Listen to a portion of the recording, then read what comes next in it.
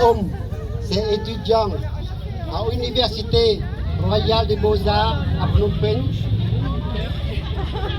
Et merci Rumdoul.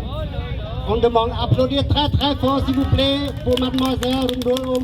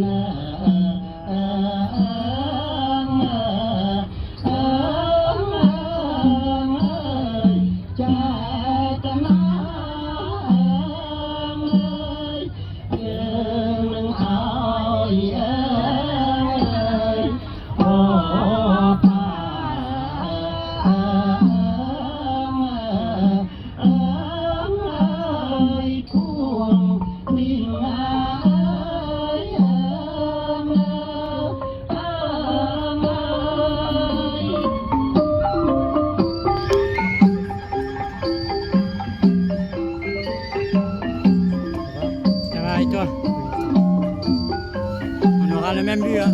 Oui. Tu viens direct?